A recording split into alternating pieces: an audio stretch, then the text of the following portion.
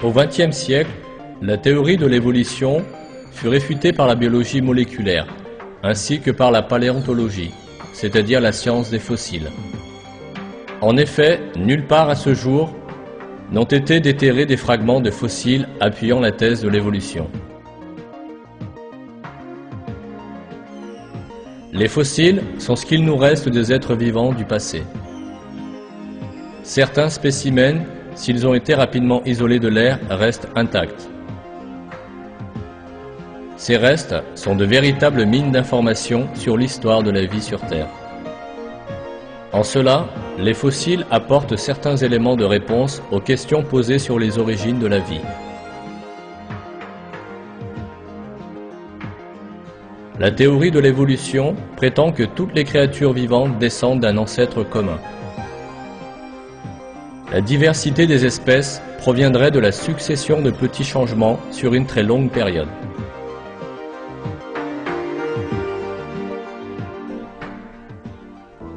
Les premiers êtres vivants auraient été unicellulaires, puis en l'espace de centaines de millions d'années, ils se seraient transformés en invertébrés marins et en poissons. Ces poissons auraient ensuite émergé de l'eau pour devenir des reptiles qui auraient plus tard donné des oiseaux et des mammifères.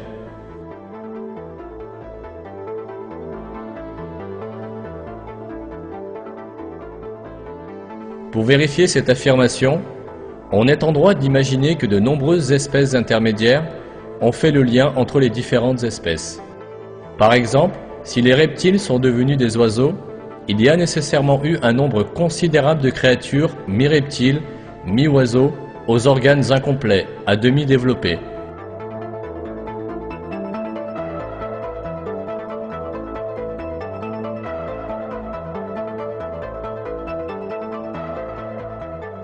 Darwin qualifiait ces créatures hypothétiques de formes transitoires. Il avait besoin, pour appuyer sa théorie, de trouver ce genre de fossiles intermédiaires. Dans l'origine des espèces, il écrivit « Afin de vérifier ma théorie, de nombreuses variétés intermédiaires rattachant les espèces du même groupe ont certainement existé. Par conséquent, la preuve de leur existence ne peut être trouvée que dans les fossiles. »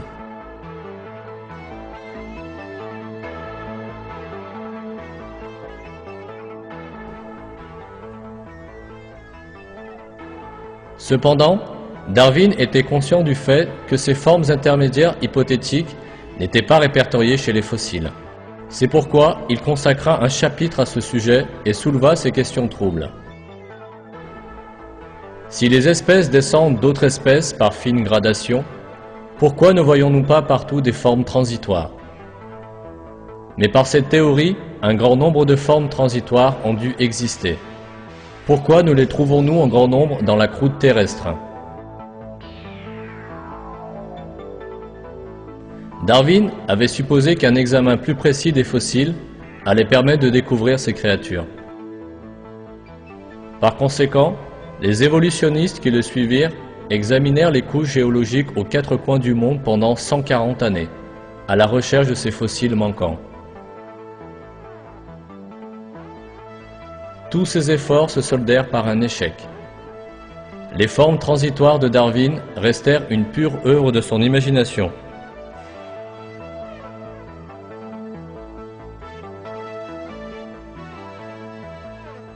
Le paléontologue anglais Derek Hager admet ce fait bien qu'il soit évolutionniste. Il apparaît que si nous étudions en détail les fossiles, au niveau des ordres ou des espèces, à aucun moment nous ne trouvons trace d'évolution graduelle, mais plutôt l'explosion soudaine d'un groupe aux dépens d'un autre.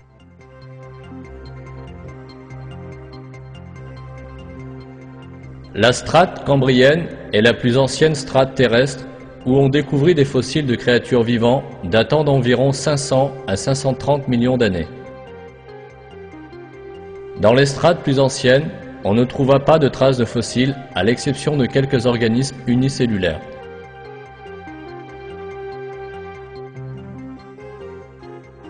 En revanche, à l'ère cambrienne, plus de 30 espèces invertébrées telles que les méduses, les étoiles de mer, les trilobites et les escargots apparaissent subitement.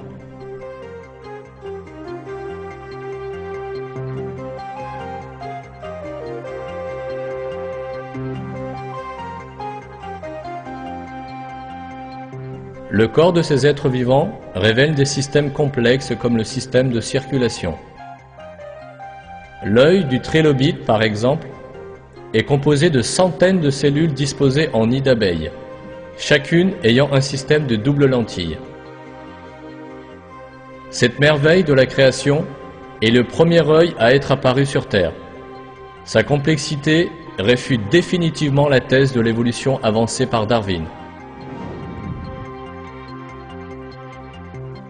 Par ailleurs, l'œil en nid d'abeille du trilobite n'a pas changé en l'espace de 530 millions d'années, puisque l'œil des insectes modernes comme les abeilles ou les libellules ont exactement la même structure.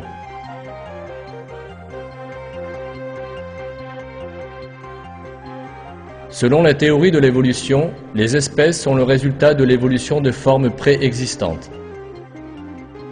Or, on ne connaît aucune autre forme de vie complexe avant les trilobites et les autres espèces de l'ère cambrienne. Les espèces cambriennes sont apparues soudainement sans qu'on ne leur connaisse d'ancêtres.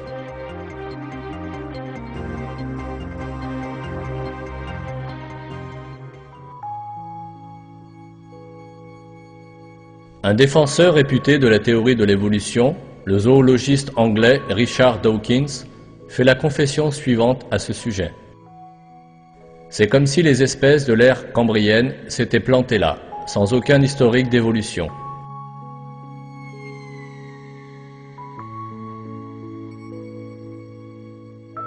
Cet élément remet certainement en cause la théorie de l'évolution, car Darwin écrivit, dans l'origine des espèces, « Si plusieurs espèces appartenant aux mêmes familles ou genres ont commencé à vivre d'un seul coup, cela serait fatal à la théorie de la descendance par modification progressive au moyen de la sélection naturelle. »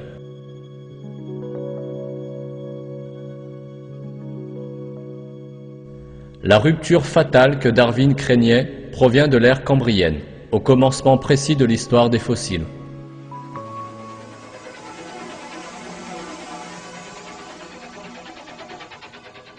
Dans toutes les couches de fossiles postérieures à l'ère cambrienne, les espèces vivantes apparaissent toujours abruptement et sous une forme aboutie, qu'il s'agisse de poissons, d'amphibiens, de reptiles, d'oiseaux ou de mammifères, tous déclinés sous des centaines de milliers d'espèces.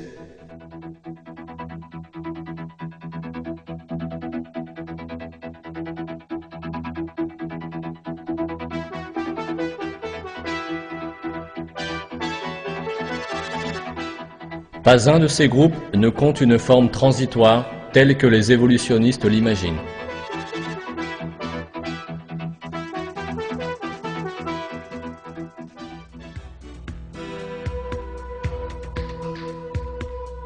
C'est bien là la preuve que toutes les variétés furent créées séparément par Dieu.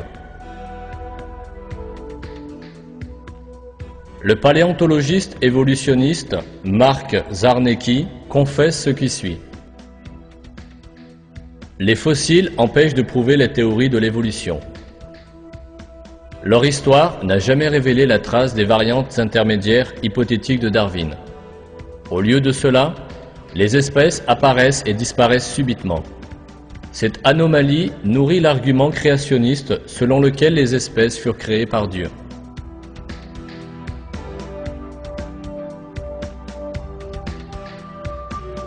Par ailleurs, il faut souligner qu'il n'y a aucune différence entre les fossiles datant de plusieurs centaines de millions d'années et leurs descendants modernes. Un requin vieux de 400 millions d'années et un requin moderne ont exactement la même structure. Il en va de même pour la fourmi et la tortue qui vivaient il y a 100 millions d'années, ainsi que pour la fourmi et la tortue moderne. La libellule, qui date de 135 millions d'années, est l'actuelle libellule. La chauve-souris d'il y a 55 millions d'années est celle d'aujourd'hui. En somme, toutes les espèces vivantes ont été créées par Dieu et n'ont subi aucune sorte d'évolution depuis leur création.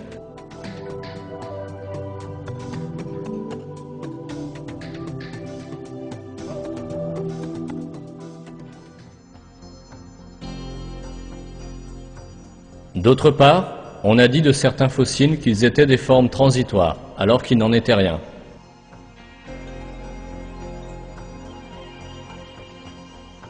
Ce fut précisément le cas du fossile d'un poisson connu sous le nom de colacanthe. Pendant des années, les évolutionnistes ont proclamé que cette créature avait des caractéristiques similaires à celles des animaux vivant sur Terre.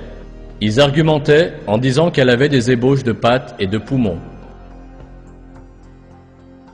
Ces suppositions évolutionnistes furent présentées comme des faits scientifiques. Des dessins représentant l'animal évoluant de l'eau à la terre les appuyaient, et ils parvinrent même à être repris dans les ouvrages scolaires. Quel ne fut pas le choc des évolutionnistes lorsqu'on pêcha un spécimen vivant du colacanthe soi-disant disparu dans l'océan Indien en 1938. Le poisson n'avait rien de différent des poissons actuels. Contrairement aux affirmations des évolutionnistes, les colacanthes n'avaient ni pattes ni poumons. Pire encore, alors qu'on prétendait que le colacanthe était une créature prête à passer du milieu marin au milieu terrestre, ce poisson ne vivait en réalité que dans les profondeurs des océans et n'allait jamais au-delà de 180 mètres de profondeur. L'Archéoptérix fut aussi présenté sous la forme transitoire de l'oiseau fossile, créature intermédiaire entre le reptile et l'oiseau. Cependant, on découvrit chez le 7e Archéoptérix, mis à jour en 1992, un sternum, c'est-à-dire l'os essentiel aux muscles pour voler. Cela prouve, par conséquent, que l'animal était en réalité un oiseau parfaitement capable de voler.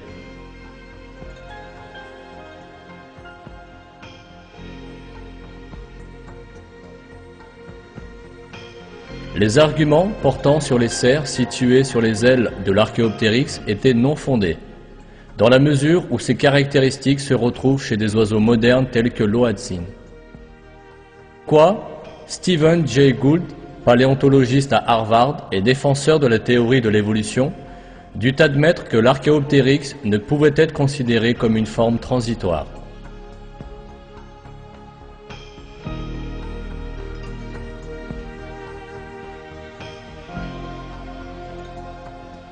En examinant les structures des différents groupes animaux, nous pouvons constater qu'aucun processus d'évolution n'a pu se produire.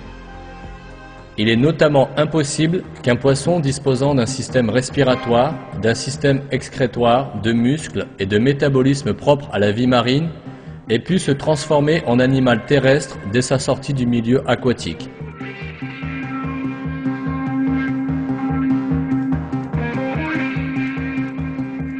Les créatures terrestres sont également très différentes les unes des autres.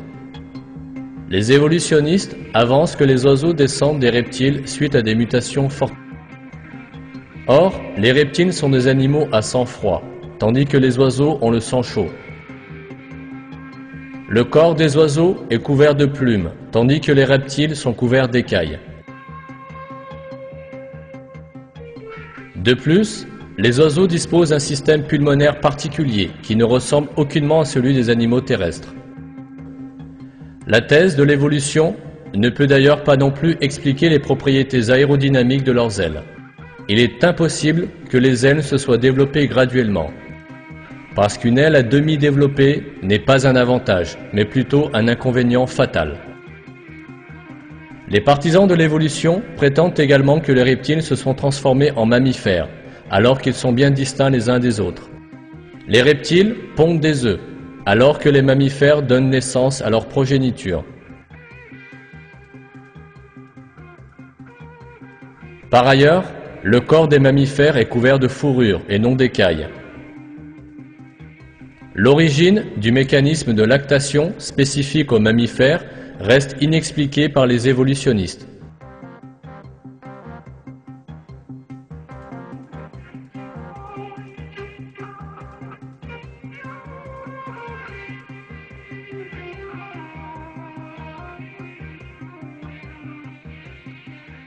Face à ces réalités concernant le monde des fossiles, les évolutionnistes se concentrèrent sur l'évolution de l'homme, descendant du singe.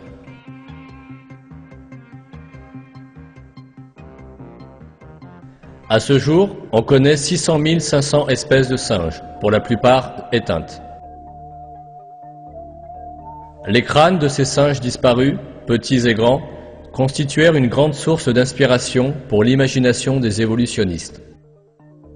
En classant ces crânes du plus petit au plus grand, et en y ajoutant ceux de races humaines disparues, les évolutionnistes ont réussi à concocter le scénario de l'évolution humaine.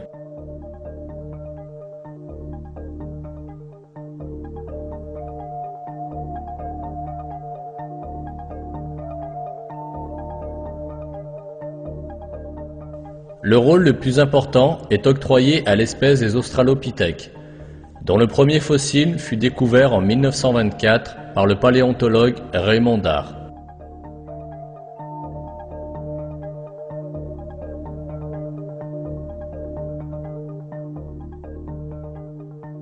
Depuis, les évolutionnistes argumentent que cette espèce de singe, dont le nom signifie « le singe du Sud », est une créature humaine. Or, en comparant les squelettes des australopithèques et ceux des chimpanzés, on ne remarque pas de différence flagrante.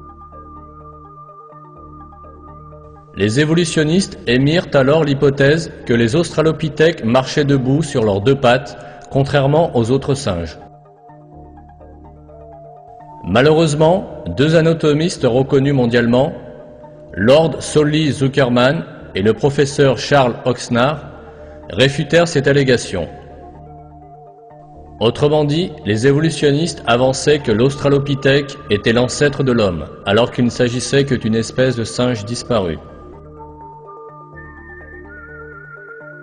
Par ailleurs, les fossiles classifiés par les évolutionnistes dans les catégories Homo erectus, Homo ergaster ou Homo sapiens sont en réalité différentes races humaines.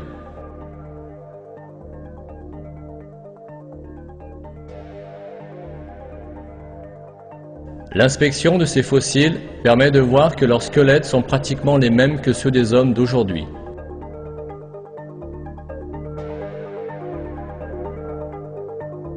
Les quelques différences structurelles se situent au niveau du crâne.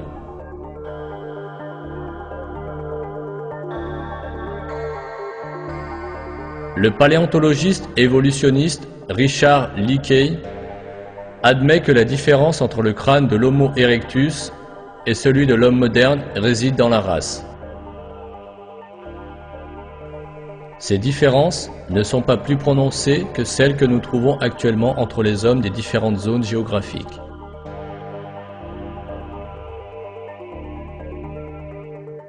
Contre ces faits scientifiques, la propagande reste la seule défense dont disposent désormais les évolutionnistes. Le scénario non fondé de l'évolution humaine est imposé au public sous forme de dessins imaginaires dans les publications évolutionnistes. Ces croquis, représentant des créatures au corps couvert de poils et aux caractéristiques simiennes, sont agrémentés de notes humaines. L'impression rendue est celle d'une créature mi-homme, mi-singe.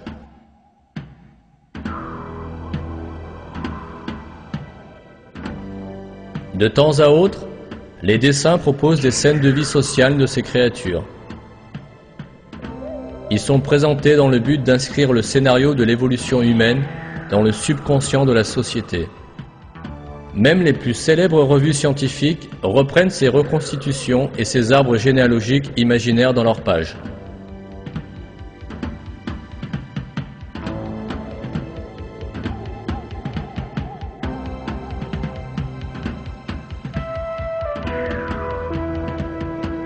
L'imagination des évolutionnistes ne se limite pas à des dessins et des modèles fictifs. Ils vont en effet jusqu'à créer des films où des créatures mi-homme, mi-singe.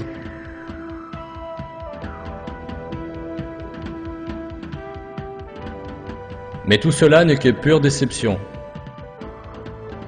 Les rares preuves disponibles ne sont rien d'autre que quelques fragments de crâne ou d'os.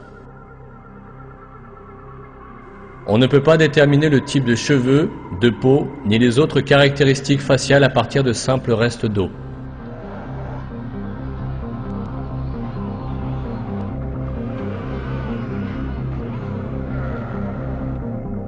En revanche, les évolutionnistes n'hésitent pas à façonner des visages à leur manière alors qu'il n'en reste aucune trace sur les fossiles, afin de servir leurs objectifs et appuyer leurs arguments.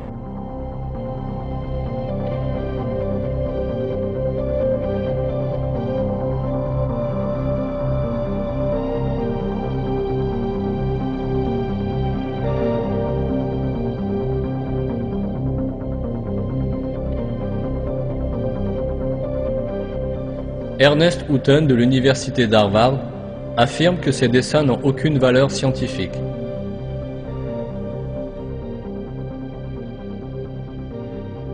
On peut modeler aussi facilement sur un crâne néandertalien les caractéristiques d'un chimpanzé que les traits d'un philosophe.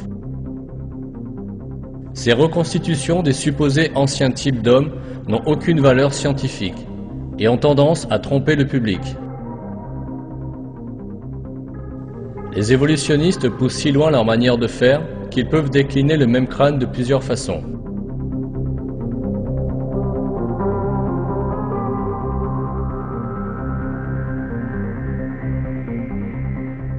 Le fameux fossile Sigenthrope ne le fut-il pas sous 3 formes? C'est dire l'assiduité des évolutionnistes à créer de faux modèles. En plus de produire des dessins et des modèles, les évolutionnistes n'hésitent pas à se lancer parfois dans les contrefaçons.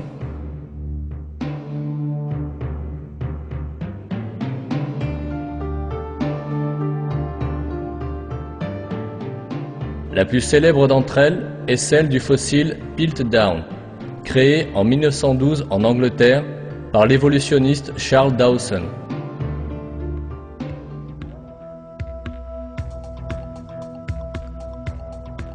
Ce fossile fut présenté comme le plus important spécimen transitoire entre l'homme et le singe.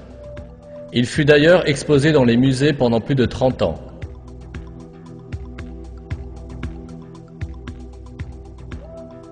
Quand les experts examinèrent le fossile en 1949, ils découvrirent qu'il s'agissait de la mâchoire d'un orang-outan fixée sur un crâne humain.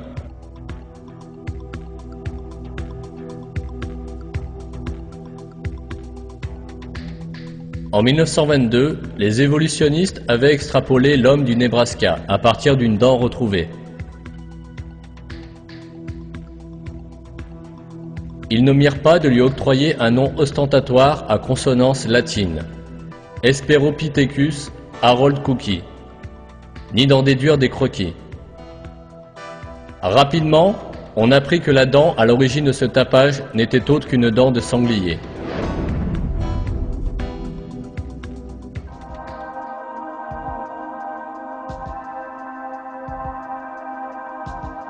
De nombreux autres fossiles présentés comme des preuves par les évolutionnistes s'avérèrent être faux.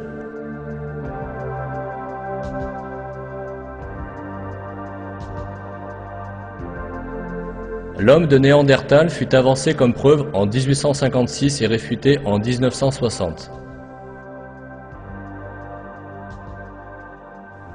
L'homme de Piltdown fut avancé comme preuve en 1912 et réfuté en 1953. Le Sigenthrope fut avancé comme preuve en 1959 et réfuté en 1960. Le Ramapithèque fut avancé comme preuve en 1964 et réfuté en 1979.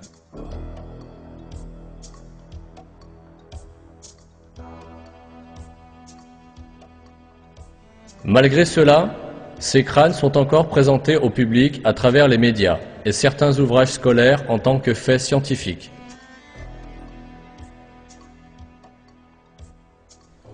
Tant et si bien que dans de nombreux pays, la majorité des gens et des élèves supposent que l'évolution est un fait prouvé. En fait, la vérité que les évolutionnistes tentent de nier et de cacher est à portée de tous.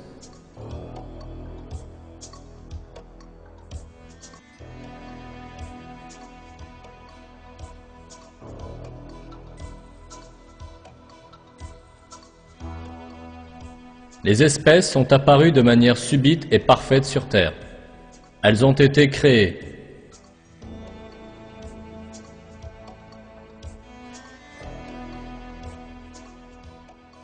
Le Créateur divin de la nature entière a créé toutes les espèces avec leurs traits parfaits et uniques. Ce Créateur divin est Dieu, le seul et unique. Il est le Seigneur des cieux, de la terre et tout ce qu'ils contiennent.